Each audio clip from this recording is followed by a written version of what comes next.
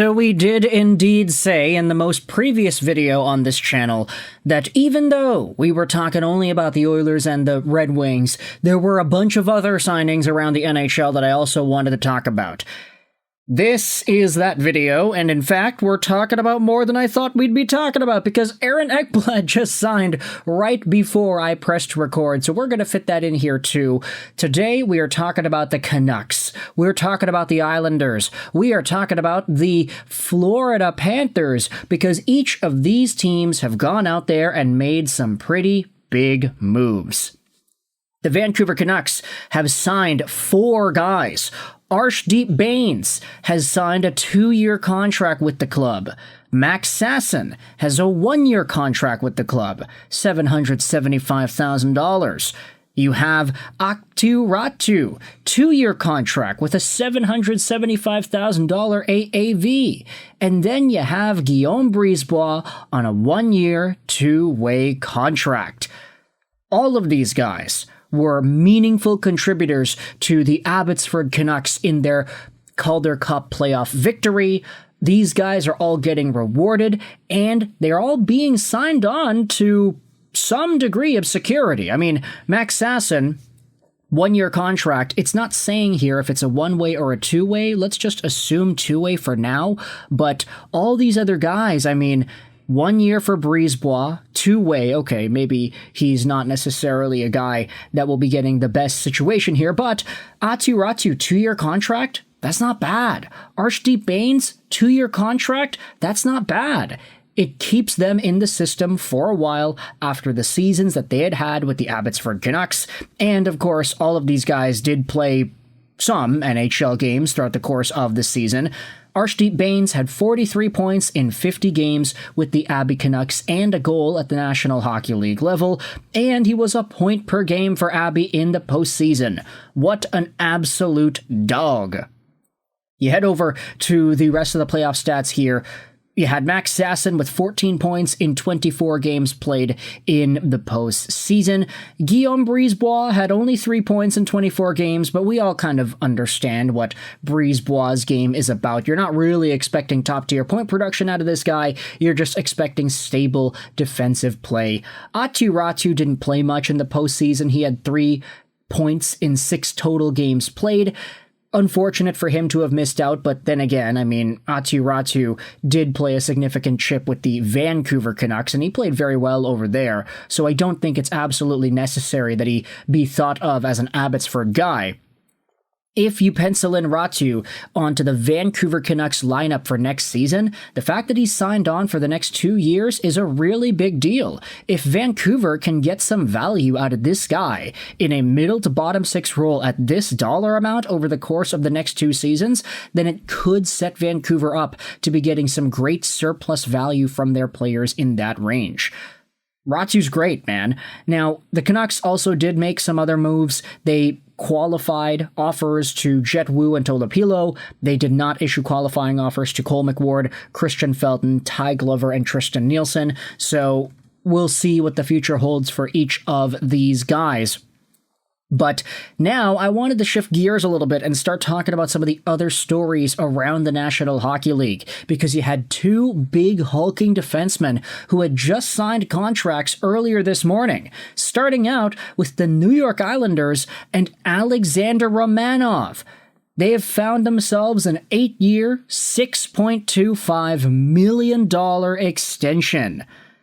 Okay deal for Alexander Romanov, Dom Lucian of The Athletic says, though getting under $6 million would have been ideal. Romanov has grown into a reliable second-pair D-man and should stay at that level for a while. His market value was estimated at a $5.6 million rate. He's making $6.3, so there is a little bit of extra money being paid to this dude, but an 8-year deal for a guy who's 26 years old. He'll be 34 by the time this contract is over. $6.25 million is not a lot of money, especially in the rising cap world. But Romanov has been such a monster to watch for the New York Islanders. I think he may be in the territory to potentially start getting the Canadiens to feel bad about trading him away, especially for Kirby Dach. But Alexander Romanov is 6'1", 209, maybe not the biggest guy out there, but he brings the boom. This is a total gamer who gets about 20 points a year. He blocks shots like crazy. He is always getting in front of the puck. He wasn't the healthiest this previous season, but that's okay because he's still coming into his own here. 8-year contract for a guy who's already one of the better stabilizing, shot-blocking defensive forces and heavy hitters in the National Hockey League. Romanov is a total stud. I love this guy, and seeing him get the bag is really, really fun. I will say, though, it's also kind of interesting to note that the 8-year deal is being handed out here. We are on the cusp of 8-year deals being extinct in the National Hockey League. So aside from Trent Frederick, it seems like Alexander Romanov is going to be one of the last ones signed in the NHL, at least for now, you can say. I have no idea if 8-year deals will ever be coming back into the National Hockey League, but Romanov is right up in there. And speaking about big, hulking defensemen getting contracts, let's go over to Florida and start talking about Aaron Ekblad, who is, coincidentally, also receiving an 8-year extension at $6.1 million a year to stay with the Stanley Cup champions in the Florida Panthers organization. That is crazy. $6.1 million AAV for Ekblad. Romanov just got 6.25. They're both 8-year deals. Now, I will say, Aaron Ekblad is like 5 years older than Romanov, 4 years older, excuse me. So that's kind of why, I guess, the dollar amount is a little bit less. Also, you can say that Ekblad is a double-time Stanley Cup champion. He could have been taking a discount here. Plus, state tax is also an important factor there too. But Aaron Ekblad, $6.1 million a year for the next 8 years. He's 29 years old right now. This contract will expire when he is 37. And that's a long time from now. But the Panthers, they already have 2 Stanley Cups. And Aaron Ekblad, I mean, say what you want about the guy and his performance, it doesn't seem like he's going to be slowing down anytime soon. Aaron Ekblad is probably going to be good for at least the next 4 years or 5 years of that contract. Maybe 5 is pushing it a little bit. Maybe 3 or 4 instead. If he's able to provide decent defending past that, then this contract is going to be fine. Plus, the cap's going up a lot, so 6.1 isn't going to be too bad. This is a really interesting set of moves here by these Eastern Conference teams to get these big hulking D-men to 8-year deals. Romanov, Ekblad, both signing around the same dollar amount and the same range. Now, Ekblad has been producing more points than Romanov these days, but then again, the age difference definitely does play a part into it, plus the fact that Ekblad was a first overall pick and Romanov was not.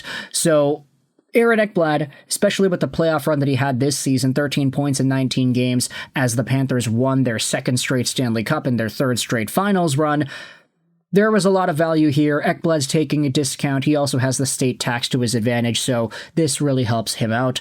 And Romanov, he's a younger guy. He's got a lot more to show for over the next few years, and the Islanders are willing to pay him. Let me know your thoughts in the comment section below about the Vancouver Canucks signing 4 dudes: Brisebois, Aatu, Sasson, Bains. What are your thoughts on Alexander Romanov and Aaron Ekblad?